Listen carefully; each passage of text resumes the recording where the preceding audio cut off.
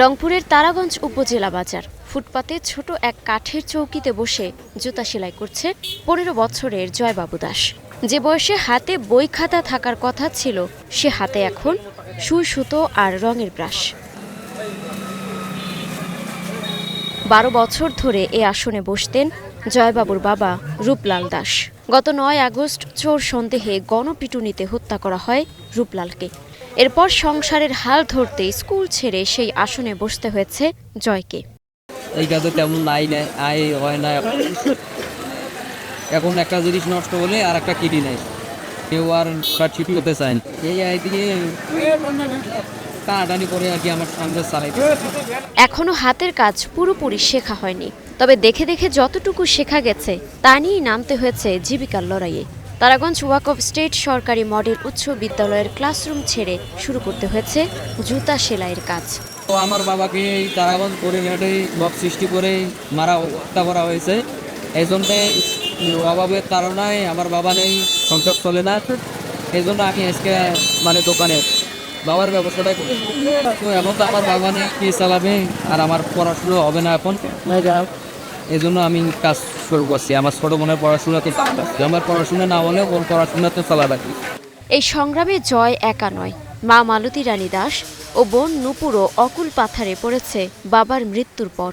এখন উনি না থাকার কারণে আমার সংসারে অভাব অটন, ছেলে মেয়েকে লেখাপড়া করাইতে পারতেছি না। সংসারের টানা খিচে দেখি ছেলে বাধ্য হয়ে দোকান করতেছে, ওর বাবার পেশা জুতে সেলাই করতেছে। এভাবে চলা যায় না। সরকারের কাছে আমার একটাই অনুরোধ, যেন আমার ছেলে মেয়ের লেখাপড়ার দিক দিয়ে একটু ওনারা খেয়াল রাখে, ভালোভাবে যেন পড়াশোনা করতে পারে, আমার সংসারটাও যেন ভালোভাবে চলে।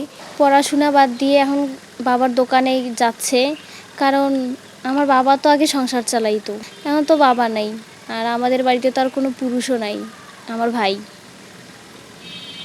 তাই ও যায় দোকানে। এসব নিয়ে উপজেলা প্রশাসন বলছে, পরিবারটির পাশে দাঁড়াচ্ছেন তারা। রূপলালের মেয়ের জন্য কর্মসংস্থানের উদ্যোগ নেওয়া হয়েছে। ঘটনার পর করে আমরা রূপলালের পরিবারের পাশে দাঁড়িয়েছি। এখন জেলা প্রশাসক স্যারের নির্দেশনা অনুযায়ী উপজেলা প্রশাসনের পক্ষ থেকে ওনাদেরকে ১ লক্ষ টাকা সহযোগিতা করা হয়েছে, এবং সেই সাথে আমাদের উপজেলা সমাজসেবা অফিস থেকে রূপলালের স্ত্রীর যে বিধবা কার্ডের একটা ভাতার ব্যবস্থা করে আমরা দিচ্ছি।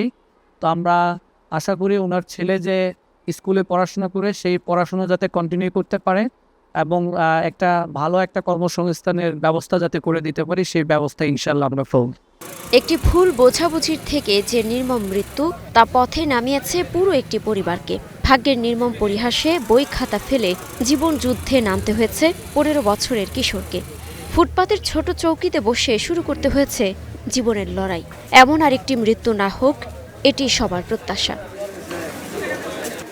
Desk report, star news.